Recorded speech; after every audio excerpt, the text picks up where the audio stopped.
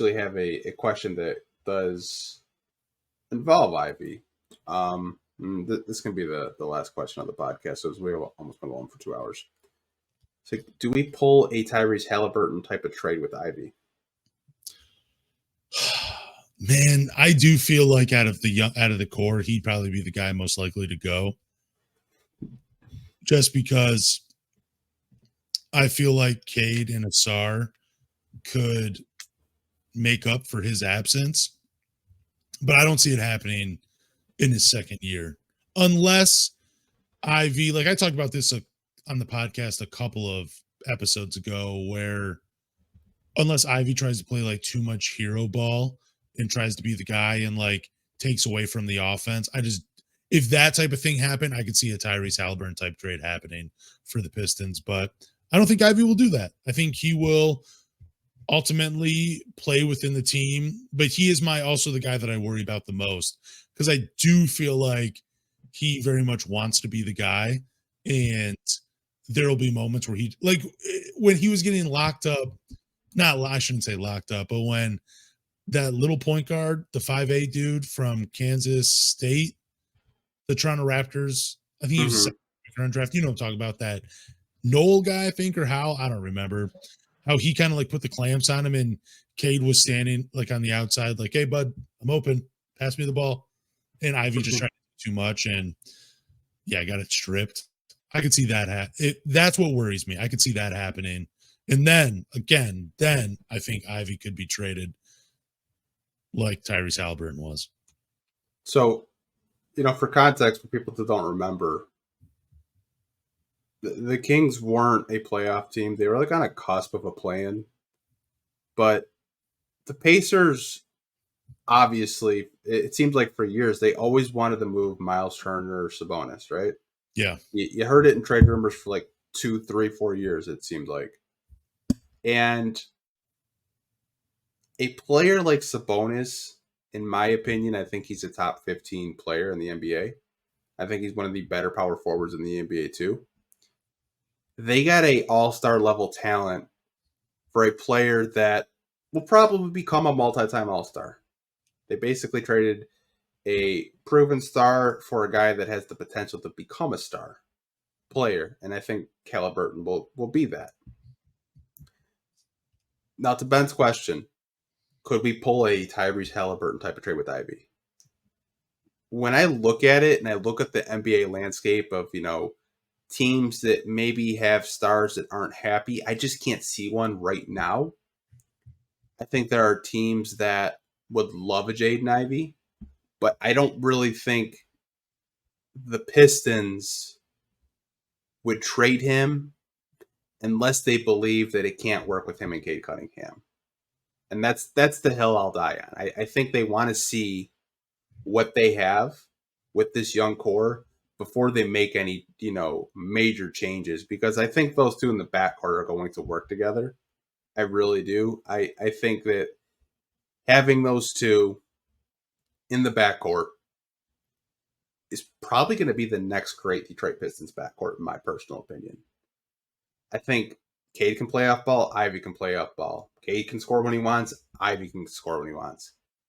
I just don't think they're going to pull a trigger if, said star becomes available. Like, they're not going to do it for, like, a Karl-Anthony Towns when you already have, like 50 bigs, right? They're not going to do it for, that's the only, star I could think that would maybe want out of right now. Like, I don't know what's going to happen in LA. I know someone said Paul George. I don't know what's going to happen there, but, you're going to have to give up a hell of a lot more than just Jaden Ivey if you want Paul George. Okay, but if, Devin Booker became available, they were like, it's just not working for some reason with Bradley Beal, we're going to put him up on the trade block. And then you never know with Matt Ishbia. You just never know. If they put Devin Booker on the board, you could probably see it. Like that, I think that's I don't know. I'm not really saying Devin Booker and Sabonis are comparable, but Sabonis was already an all-star, and Tyrese Halliburton was only averaging 15 a game playing off the ball from De'Aaron Fox, and then he blew up to averaging 20 and 10 this past season, becoming an all-star.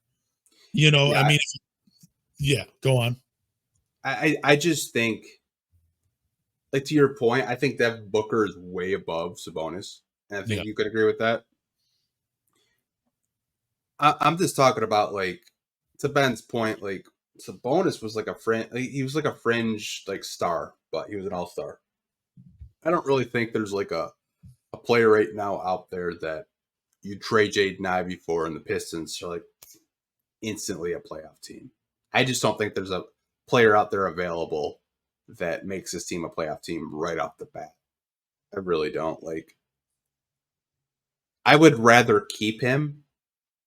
I think Devin Booker could come here, but like way later in his career. I don't think he's going to be walking away from Phoenix because he could sign for over like $200+ million when his contract does expire. So Sabonis was a 2-time All-Star by the time he was traded for Tyrese Halliburton. It would be like a guy where, mid-20s, 24, 25, had a couple All-Star appearances. I don't know. But again, I just don't see Ivy being traded unless he takes away from what the team is trying to do. And that is a worry for me. Like if he tries to play too much hero ball. Yeah, I know I've seen a lot of talk among like fans talking about Karl-Anthony Towns, and we've talked about it before. I just don't think if you trade for Karl-Anthony Towns, this team automatically is to get out of the first round. I think Karl-Anthony Towns, excellent player, one of the better bigs in the NBA. I just question the motor. I question the drive. Like he seems like a player that will sign a $200 million contract and is just content with collecting a check. I haven't really seen that drive from him to want to get better. Like a Joel Embiid, for example. Like Joel Embiid, when he first got into the league, he's reaching out to like Hakeem Olajuwon, one of the best to ever do it. Like I haven't really seen that drive or commitment from him to want to get better on the defensive end of the floor or expand his game. Like he's so talented, extremely talented. But I think if you trade for him, maybe you're a top six seed in the East. Maybe you get out of the first round, but you're not going to trade for Karl-Anthony Towns to win a championship. I just don't see it. Yeah, I mean, he was better as a 5 than a 4. We've gotten into this before, and I don't want to spend a ton of time talking about Anthony Towns on the Pistons. But if he's a 5 man, it's a little bit more interesting. He did put up some great numbers, but I'd agree with you. I think this year, if you traded for Karl-Anthony Towns, the Pistons would probably be like a top 6 team in the Eastern Conference, which is, I feel like if you were to keep the core intact, your sights are a little higher than that in the next couple seasons. Yeah, like I know Pistons fans are so starving for like that next star. I really do. I understand it, but like when we traded for Blake Griffin, the Clippers were doing freaking cartwheels when we accepted that trade. Now Blake had an all-time great season with the Pistons, but we didn't get out of the first round. Now I know Blake got hurt. I get that. I understand that, but like you're not trading for a Devin Booker or a Karl-Anthony Towns or a Paul George unless you're certain he's the missing piece of the championship. Kind of like how they traded for Rasheed Wallace. Like they knew they had a great team intact. They knew they just needed that one missing piece. And I don't think the Pistons are there yet. I think they want to see what they have in Cade, Ivy, Asar, and Duren. And once you can assess that and judge and get a better understanding of what you actually have, then you go and make those winning moves. I just don't think right now in 2023, they're not there yet. Maybe 2025, 2026, or even 2027, they can make those, gambles and say, we're going to go trade for that star player to get us over the hump. But I just don't think it's there yet. Yeah, I think when the conversation starts happening about trading one of the young guys, it will be a couple seasons down the line. Not right now. Yeah, it's just like I said, I think there's going to be a trade with the Pistons where you land that star player. I just don't think it's going to be in 2023. I think it's going to be a lot later. You have a nice young core. Try to build around it before you you tank for 3-4 years. You don't want to, trade for a player right now and then you're rebuilding in another 3 to 4 years. That would suck. Yeah,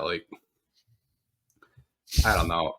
I know me and you we're pretty, rational, but a lot of Pistons fans they want that Devin Booker. They want that Karl-Anthony. They want him now. I just don't think it's gonna happen. Right now. I don't think it happens right away either. But I mean, again, and we can end it after this. I just feel like if Jaden Ivey plays hero ball, takes away from what the Pistons are trying to do, it wouldn't surprise me if they traded him for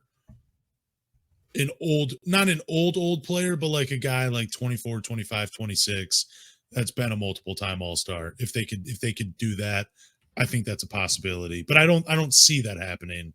But again, the hero ball thing does worry me a little bit about Jaden Ivey. I think he'll be fine. I think Monty will nip that very quickly. Okay. I think there's a lot of veterans on this coaching staff that will talk with him and tell him, hey, you don't need to do that. You have Bojan in the corner. You have Cade Cunningham. You have Jalen Duren. I don't think he's going to have to go into that hero ball stuff that we were so accustomed to last year and even a little bit of Rico Hines. I think once he watches more film and breaks it down, he'll learn because he's the one player probably in the last 10 years that I've seen the Pistons draft. That kid works his ass off. He does. He's out there 2 hours before each game, working with trainers, working with development coaches. If I had to bank on one player just to become a multi-time All-Star, it's Jaden Ivey, because I know he's going to put in the work. Because I know he's just one of those guys that wants to get better each and every day. And I think he's one of those guys that it's a feel-good story, right? We drafted him at 5 where, some people thought he shouldn't have been a top 5 pick. I think trading, I can see why some Pistons fans are saying, he's a weak link, trade him, he's a ball hog, all that stuff. I understand it, but I think you have to be more patient with them because I think there's so much potential there with him where he could just skyrocket, and maybe you have a young John Morant. You never know. Maybe you have a guy that can get to the basket at will. Maybe you have a guy that could flirt with, 25 points a game next to Cade Cunningham.